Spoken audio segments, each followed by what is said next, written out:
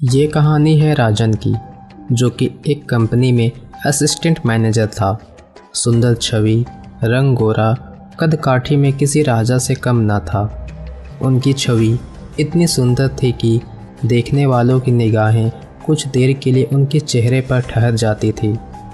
वह रोज़ अपने ऑफिस जाता और शाम को कभी कभी अपने दोस्तों के साथ समय बिताया करता था। राजन की अभी तक शादी नहीं हुई थी। उनके जीवन में अभी तक कोई स्त्री का आगमन नहीं हुआ था।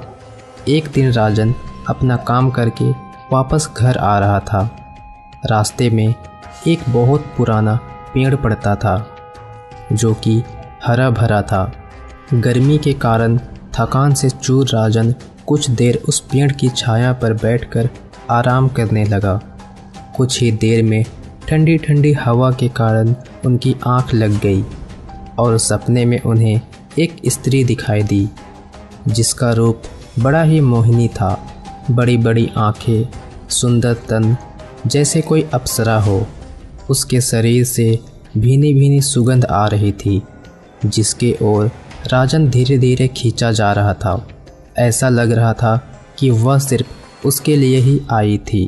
कुछ देर बाद राजन के दोस्त नितिन ने उसे पुकारा। राजन, क्या कर रहे हो? घर नहीं जाना क्या? आज यहीं सोने का इरादा है? एकाएक राजन की नींद टूट गई और वह घबरा कर उठा। अरे, कहाँ गई वो लड़की? कौन लड़की? सपना देखा क्या? तुम्हें अब शादी कर लेनी चाहिए।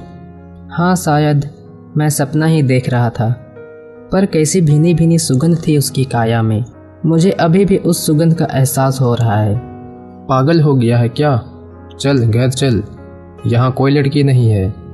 उसके बाद दोनों अपने घर की ओर चल दिए। दूसरे दिन अमावस्या का दिन था। रात में दोनों अपना काम निपटाकर अपने अपने घर की ओर चले। तभी राजन को उस पेड़ के नीचे वही लड़की दिखाई दी, जो उसे सपने में दिखी थी। अचानक वह उसे देखकर चौंक गया।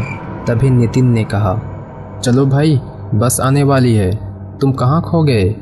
तुम चलो, मुझे कुछ काम है, मैं अभी आता हूँ। नितिन के जाते ही राजन उस पेड़ के पास गया और उस लड़की से बोला, सुनो, तुम्हारा नाम क्या है?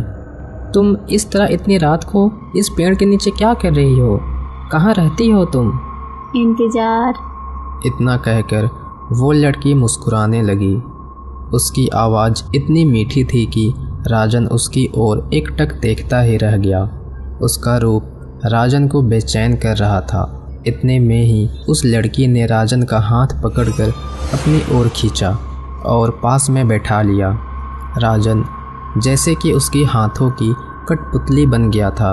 उसका शरीर उस लड़की के छूने की वजह से सुन्न हो चुका था। फिर वो लड़की बोली, मेरा नाम मोहिनी है और मैं अनाथ हूँ।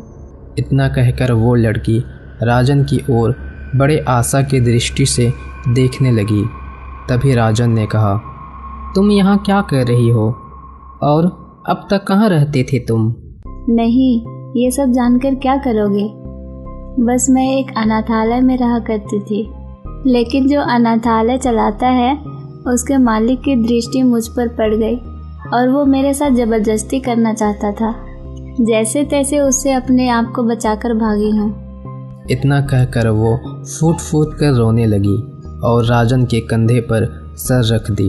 राजन उसे एकटक बस देखता जा रहा था। जैसे ही दिन निकलने की शुरुआत हुई, वह गायब हो गई। सुबह सुबह शोर से राजन की आंखें खुली और पास में खड़ा व्यक्ति उससे कहा, क्या बाबूजी, आज यहीं सो गए? घर नहीं गए? राजन उठकर अपने घर की ओर चल दिया और जल्दी जल्दी नहा धोकर अपने ऑफिस पहुंच गया। राजन का मन आज काम में नहीं लगा। उसकी आंखों में तो मोहिनी की छवि घूम रही थी और कानों में उसकी आवाज़। शाम के समय जब वह अपने घर की ओर जा रहा था, तब उसे उस पेड़ के नीचे वही लड़की खड़ी दिखाई दी। राजन जल्दी जल्दी उसकी तरफ बढ़ गया। नितिन उसे देखता ही रह गया कि वो कहाँ जा रहा है। राजन ने उस लड़की से पूछा, तुम कहाँ चली गई थी मोहिनी, मुझे छोड़कर? घर की तलाश में भटक रही हूँ। मुझे कुछ काम और रहने के लिए घर मिल जाए। तुम बुरा ना मानो तो मेरे साथ मेरे घर चलो। और आपका परिवार साहब, लोग क्या कहेंगे? मैं अकेला रहता हूँ और उन लोगों से तुम्हें डरने की ज़रूरत नहीं है। ठीक है, मैं आपके साथ चलने के लिए तैयार हूँ, लेकिन मेरी एक शर्त है। आप कभी किसी को नहीं बताएंगे कि आपके साथ मैं रहती हूँ। साथ ही मुझे किसी से मिलवाने नहीं लाएंगे। बस तभी मैं आपके साथ रहूँगी। राजन ने मोहिनी की शर्त को स्वीकार कर लिया। मोहिनी राजन के साथ चल दी। राजन मोहिनी का साथ पाकर बहुत खुश था। घर जाकर मोहिनी ने सारा काम संभाल लिया। राजन के लिए स्वादिष्ट भोजन तैयार करना और घर की साफ सफाई करना। और जब रात होती तो मोहिनी बड़े ही सुंदर दिखाई देती। राजन जब ऑफिस से घर आया तो मोहिनी सज धज कर उसका इंतज़ार कर रही थी। राजन ने जब उसकी सुंदरता को देखा तो वो अपने आप को रोक नहीं पाया। उसके बाद वह मोहिनी को छूने के लिए बेचैन हो उठा। राजन मोहिनी के पास आया और बोला, मैं तुम्हें प्यार करना चाहता हूँ। मोहिनी ने स्वीकार करते हुए कहा, मैं तो कब से तैयार हूँ, आप ही करीब नहीं आते। राजन को वही भीनी भीनी सुगंध आने लगी और राजन मोहिनी के साथ खो गया और वो दिन ब दिन कमज़ोर होने लगा। एक दिन जब उसके दोस्त नितिन ने उसे देखा तो, क्या भाई, तुम आजकल बड़े कमज़ोर लगते हो, स्वास्थ्य खराब है तो डॉक्टर को दिखा लो। नितिन ने उसे लेकर डॉक्टर के पास गया। डॉक्टर ने कई चेकअप किए और कहा, तुम शारीरिक रूप से कमज़ोर हो रहे हो।